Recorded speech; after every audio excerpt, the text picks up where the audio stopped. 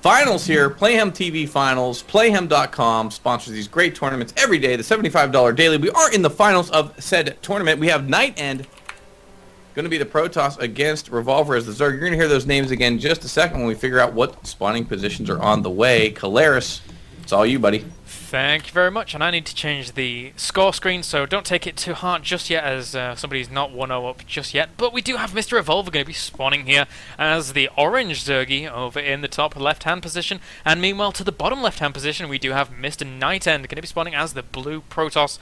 So let me get those score screens done, and I'll let you do the rest. Okay, as you're going ahead and putting the score screens up, I'm going to go ahead and talk about the most exciting moment of the game, which of course is the mining. Yeah. Damned to hell with the engagements, the cheese, the forge fast expands, the cannon rushes, the 2-Rex pressure, the 6 pulls. Give me some good old-fashioned mining, and I'm a happy StarCraft fan. Essentially, you can talk about anything for the first 5 minutes of the game. Reminds me of course, I have to say it, Monty Python Philosopher Soccer Match.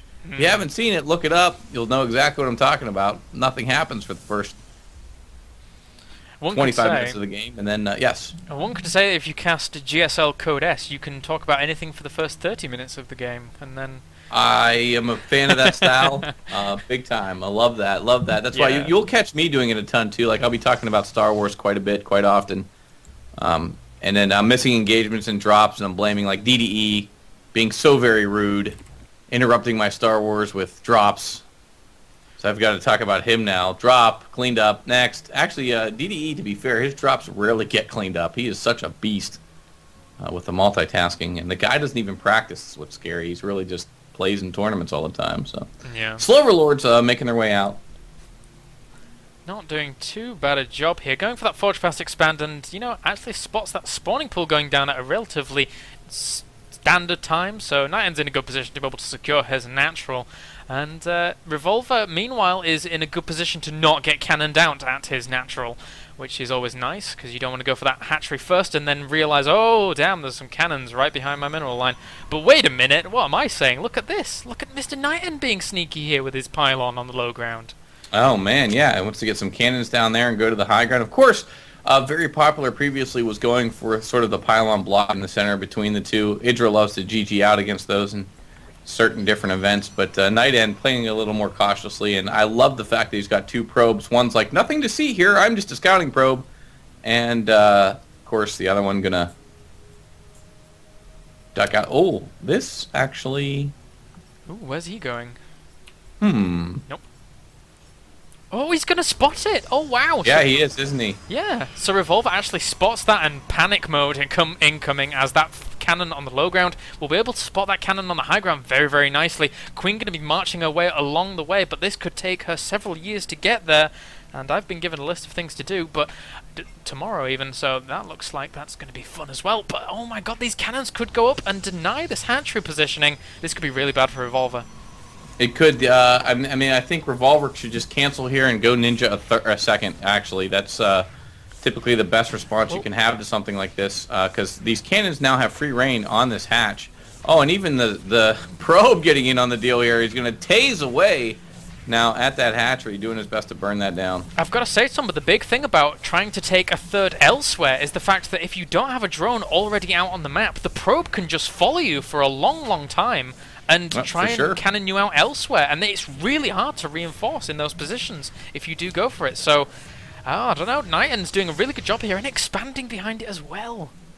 That's really, what else can you do, though, in this position, especially on Tal Dareem, putting down all of these spine crawlers. But here's the thing, of course, all of those are drones that can be mining, so again, wasting all this time trying to get something going here to stop this pesky cannon. The second cannon is going to finish now, and pulling all of the drones, actually. Now, the low ground cannon is pivotal here, as it can actually reach just to the front of those other cannons, and he's going to lose all the drones here. This is going to be it for him. Yeah, I'm surprised he's pulled off that many drones. I mean, he does have quite a nice saturation back at home and things like that, but this is I don't know, it's dodgy. I personally really like Katz's approach to this kind of play, and it's basic. Why are ferrets in my face again? It's basically the fact that he goes for proxy hatcheries in people's bases and makes a few queens there, makes a few roaches there as well, and really puts on the pressure there. And I love that approach in comparison to the approach that Revolver took. But that being said, it's always a bit wary and a bit sneaky, and can always be prone to that little thing called fail. So, well, amazingly though, he gets out of that with only 3 worker kills. So. I think it looked much worse than it was, but the problem is we're 7 minutes in, and it's 30 probes to 20 drones. So that is a huge statistic to take a look at, because at this point, of course, the Zerg should be slightly ahead, if not very far ahead, in terms of harvesters, and had to waste a good bit of those for spine crawlers and such. So it's going to be sort of difficult, not sort of, let's face it, it's going to be difficult at this point for Revolver to sort of have to play catch-up against a player like Night End, who's got just phenomenal macro. Oh my god, Revolver trying to sneak down here and take that base next to his opponent, which is very, very cool indeed. You know, it's the last place he's going to check, to be fair. But that being said, actually, the Stargates, with Void Rays going up there, might actually catch that. Yeah, if I know Night End, he'll catch it, whether it's by accident or not, he'll find out. And even if he doesn't, it probably won't make a difference. He's just that solid when he's ahead. And adding some more cannons here, I think that when Revolver got there, he was quite upset to see, oh my gosh, he's got sort of the Forge, the Gateway. The whole Forge Fast Expand is, in fact, up and running. Love the decision for 2 Stargates. I was going to say love the decision for Stargate, rather. But he knows he's that far ahead that this can really put the nail in the coffin here. These Void Rays to deny a third. He did go, in fact, cancel that third, by the way. Yep, so not too bad a decision at all. Very, very clever. That is very, very risky indeed. There's really no point to go for it there. And it looks like he's going to go for it up in the top right-hand corner, which is a much better position to go for. Although, you know, still kind of prone to Void Ray attacks if they're scouted out, and in fact probably would lose that hatchery to Void Rays if it did come along. But meanwhile, look at this, Revolver getting Spore Crawlers. He knows what is up, really. He knows that that is really the only thing that could be threatening him right now, either that air attack or the DTs. But if Night End just played standard behind this as well, he's also in a fantastic position up on macro and, you know, doing fine on income as well.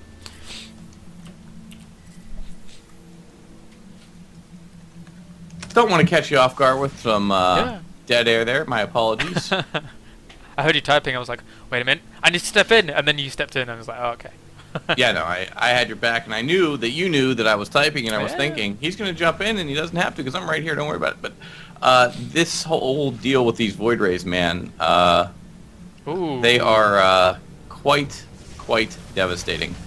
4 Void Rays is going to be able to take down this Spore Crawler so quickly. Transfuse on that Spore and does not take that lone Void Ray down. Brilliant micro back there, and more transfuses do fall. These Void Rays are actually going to be pushed back potentially as long as these transfuses continue to rain down, but he doesn't have any left. Oh no. Well, yeah, that was a great job though there by Revolver to go ahead and kind of thwart that. But here's the thing, more indirect damage being dealt by these Void Rays. Drones going into Spore Crawlers, and really an overreaction, making just tons of Spore Crawlers at this one location. So the problem with doing that is the Void Rays can now decide to mass up and go pick away at the main.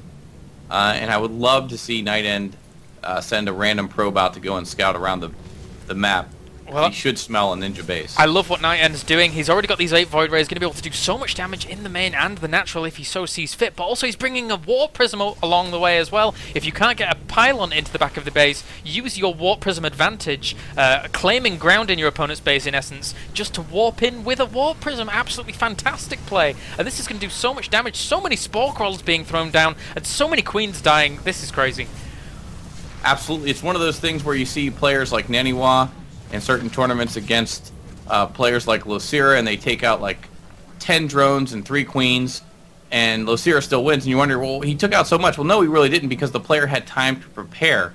Revolver never really had adequate time to prepare. He needed all those queens, essentially, and losing each one is going to definitely hurt him, as he's more indirect damage now, firing some spine crawlers down as well. So it's a matter of economy where you know, it's just this continued aggression and the Warp Prism now arriving. This is going to be so nasty. Yeah, so much money used on Spore Crawlers in order to be able to deny the air, but the threat is coming from the ground. So many Zealots going to be warping in, trying to do so much damage to these drones, and they're forfeit. They can't do anything. Oh my god, this is amazing. Well, look at this. The Zealots now keeping the Queens preoccupied while these Void Rays fully charge up, and they're going to burn down that layer. We don't need no water. Let that mother effer burn. GG from Revolver. That was pretty darn cool, I've got to say. Night End so solid today, man. Just rock shock the house style. I'm going to dismantle each player systematically. Golf clap, Kalaris, golf clap. I was just tapping, like, on the take. Did you hear that tapping? I don't know. I did, and the tapping inspired the golf clap, so good job. Well, I mean, I've been a drummer for 12 years now, so I, like, instinctively tap on anything that I see. And my dad, oh my god, my dad got driven up the wall because, like, we'd be driving and stuff, and I'd be, like, tapping on the back of his headrest, and he'd be like, James! And I'm like, oh, I'm gonna die. But, you know, it was like, just, I had to do it. I just had to do it, so that was a shame.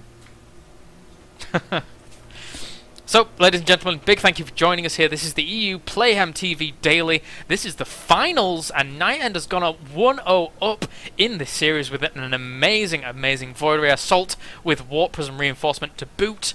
That was pretty epic. Let's see what they give us in the next game. And my name is Mouse Kylaris with Mouse Sports. Big shout out to those guys. Mouse Sports picking me up recently. Such a privilege, such a privilege. And with Tumba here, who is the main caster for today. What an awesome dude. Why do you do that, man? It's you're lead caster EU. I keep telling you this. Of course, PlayhemTV. We will be adding some EU casters. Actually, speaking of which, I think one we both know we may be training up a bit. I shouldn't even say training up really, because he's sort of Perry Smith, man. Yep. The guy is sort of esports, so maybe joining Playhem for the EU for some EU casting, hopefully in the near future. I know Perry, if you're listening, it'd be great to get you to cast some of that EU stuff. He's a cool dude. But yeah, man, I think you know, I don't think we really have a sort of a main caster. Of course, I thank you though. It's flattering to say so.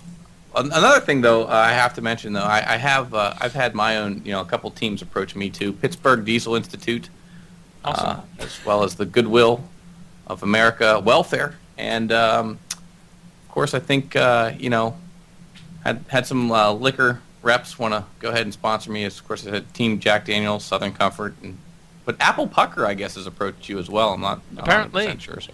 Here we go. Both players ready. I didn't even know about this, but yeah, apparently they have.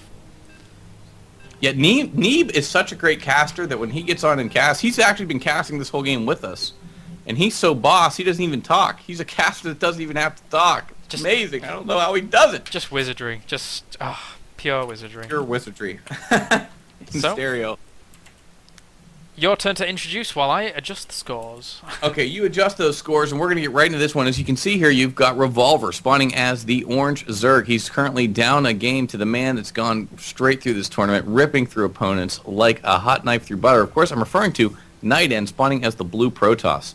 Now, you know, here's the thing. We've got Shakura's Plateau, and I'm going to go ahead and say it right now. I would love to say Forge Fast Expand into Void Ray. Why? Well, because I'm not afraid to admit that I learn something new every day. And what I've learned, something I really should have been aware of, actually, from Kylaris is, on this particular map, when you spawn in these positions, and the Zerg is in cross position, he expands, actually, to a more favorable close-by air third. So, Protoss can go ahead and take advantage of this by getting a quick Void Ray over there, denying the third, forcing some spores, and following up with some great ground aggression, and it really puts the Zerg in a precarious position because it's one of those things where, you know, they like to try to establish that third, but they still have to worry about falling back and defending their natural against any ground attack. So it's a very potent strategy, but of course, scouting will dictate exactly where Night End goes. And it's really something, I think, Kalaris, that we failed to mention enough in this particular matchup and in casting all of Night End's games is how great he is at scouting. Yeah, he does a really good job of kind of keeping on top of his opponent and knowing exactly where they're going to be at any given time. Obviously, he wasn't able to scout out that top right base in that previous match, but that was really far out. That was really out of the realms of kind of scouting for quite a while in that game, unless he'd had a probe scouting absolutely every single location. So wasn't able to spot